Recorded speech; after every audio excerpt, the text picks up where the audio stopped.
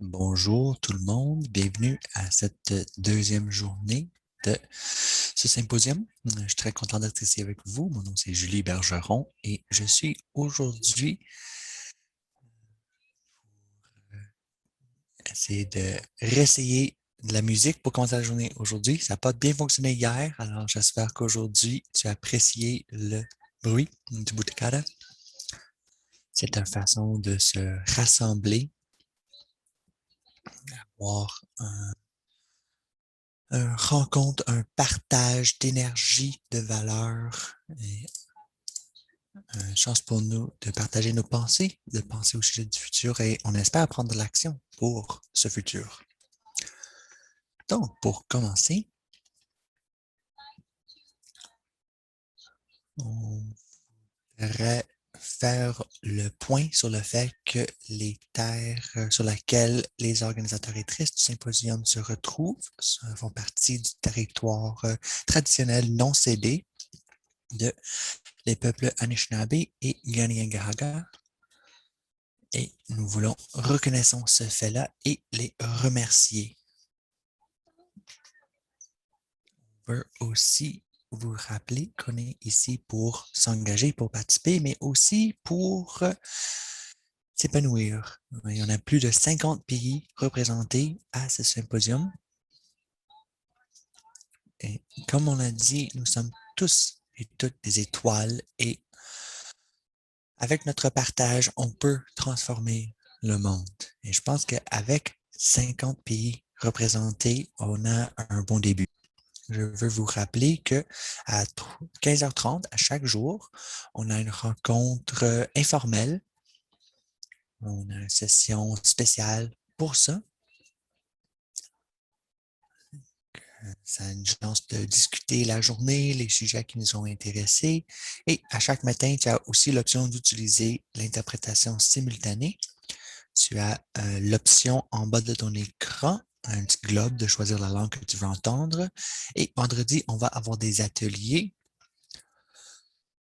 Et on espère vraiment qu'ils vont être des succès parce qu'on pense que ça va être la meilleure façon de partager vos idées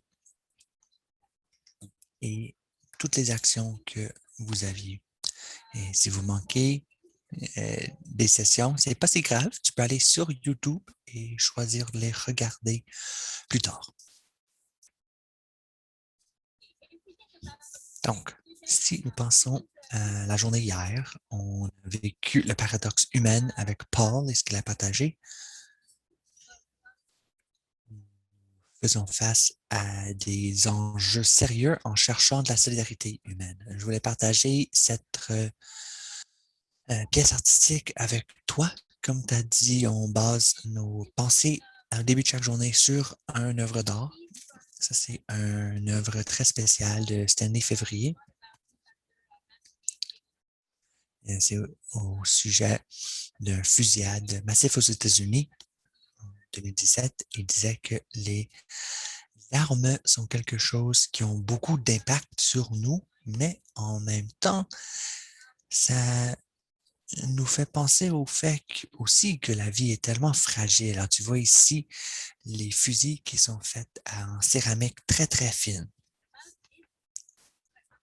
Donc, au sujet de cette œuvre-là, ce que j'aimerais dire, c'est chaque aspect de notre monde, il faut que nous considérons que ce n'est pas toujours tout bon ou tout mal. Et il faut essayer toujours de chercher le bien qui peut ressortir du mal à laquelle nous faisons face.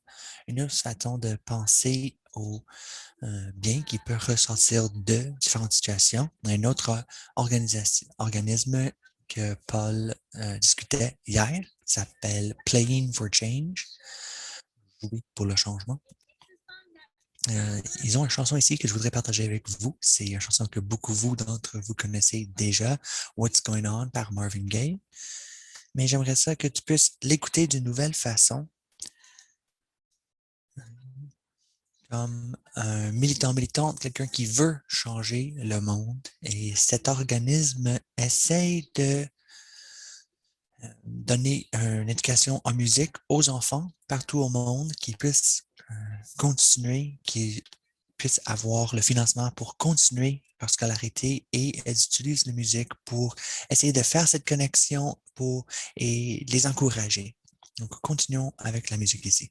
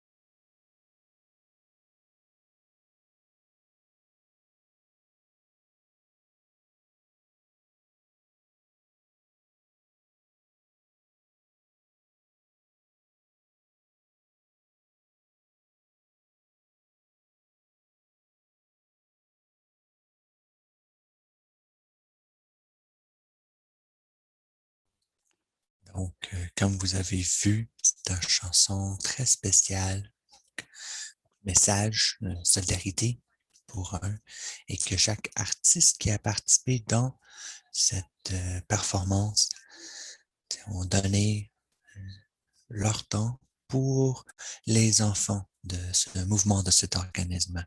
Alors, je pense qu'on peut toutes et tous faire la même chose de nos propres façons. Une autre action très intéressante, parce que je veux vraiment souligner les possibilités qui existent pour nous.